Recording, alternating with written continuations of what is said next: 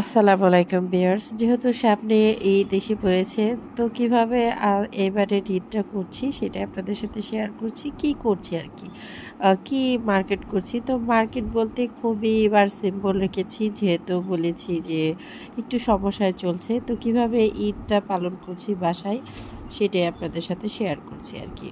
তো এখানে আমি গজ কাপড় নিয়েছি, গজ কাপড় দিয়ে নিজের জন্য করব, আর মেয়েকেও গজ কাপড় দিয়েই জামা তৈরি করেছি। এই সুতি কাপড়টা আমি নিয়েছি, নিজে বাসায় ডিজাইন করে নিয়েছি।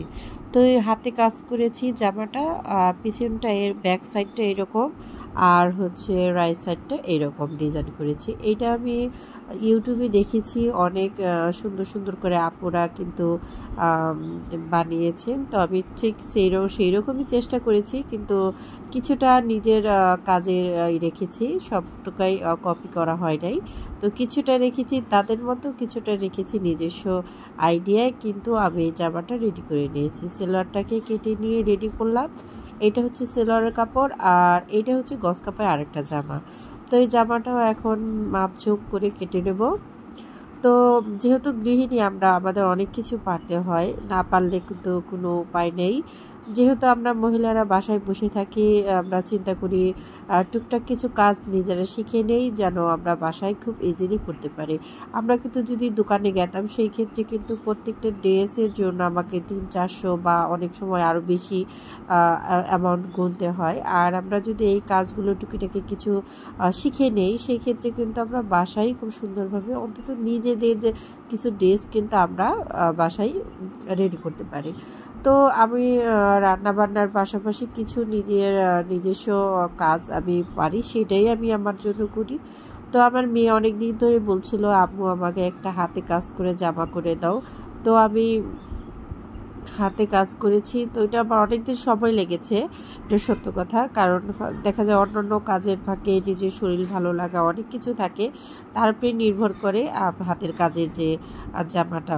তো এইটা আমার হাতের মানে এটা হচ্ছে আমার জামার মানে হাতার আমি এই ধরনের ডিজাইন করেছি, একটু লেস টেস দিয়ে। তো এইভাবেই কিন্তু নিজের বাসায় কিন্তু নিজের পছন্দ মতো অনেক সুন্দর করে নিজেদের জামা কাপড় আমরা কিন্তু তৈরি করতে পারি। তো এইভাবে আমি কিন্তু এটাকে রেডি করে নিলাম। আর এটা হচ্ছে আপনার আপনার জামার যে হাতার কাজটা, এটা কিন্তু এইভাবে লাগিয়ে নিয়েছি। তো এইখানে আমি আমার যে সোফার কাভারগুলো নিয়েছিলাম, এর আগে আমি দেখিয়েছি যে আমি সাইডে আপনার মানে লেস করে নিয়েছি। এখন হচ্ছে আমি একটু ডিজাইন করে নিচ্ছি, এটাকে আমি হাতে সময় করে নেব আর কি।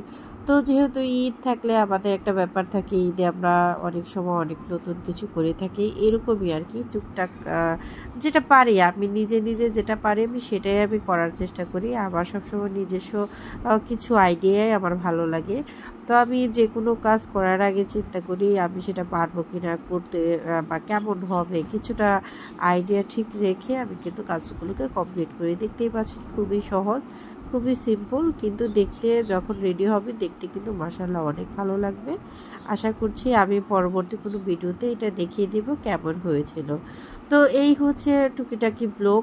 আর এটা হচ্ছে ঈদের জন্য কিছুটা কাজ গুছিয়ে নেওয়া আর কি, যেহেতু ঈদের এখনও বেশ কয়েকদিন বাকি আছে। আর আমরা যেহেতু এটা বাসায় করবো, সেক্ষেত্রে কিন্তু আমার এত অগ্রিম, দোকান হলে হয়তো বা আমাকে আরও 1 মাস আগে বা 15 দিন আগে যোগাযোগ করতে হতো।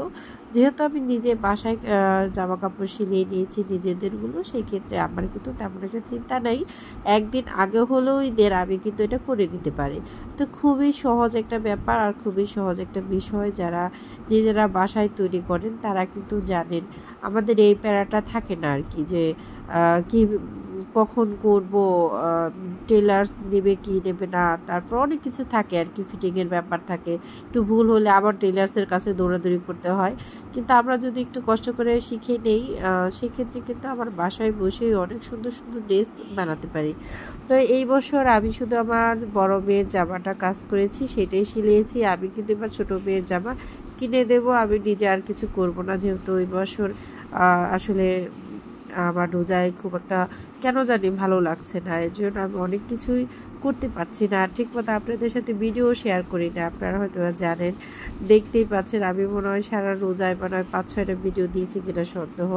তো আজকে এখানে রান্না করে নিয়েছি, সকালে এগুলো করেছি, দুপুরে আমি রাত্রের রান্নাটা দুপুরে বিকালের দিকে করে রাখি, ইফতারি বানানোর আগে রান্না করি, তারপর ইফতারিটা রেডি করি, যাতে আমার আর মানে ইফতারি করার পরে না একটু এনার্জি থাকে না কোনো কাজ করার, খুব খারাপ লাগে কেন জানি না। এই জন্য ইফতারির পরে দেখা যায় তারাবি পড়তে হয়, তারপর আবার বাচ্চা কাচ্চা আছে এদের খাওয়া দাওয়া, তারপরে নিজেরও একটু রেস্টের ব্যাপার থাকে। আর ইফতারির থেকে তারাবির খুব একটা মানে ফাঁকাফাঁকি সময় না, খুব কাছাকাছি সময়।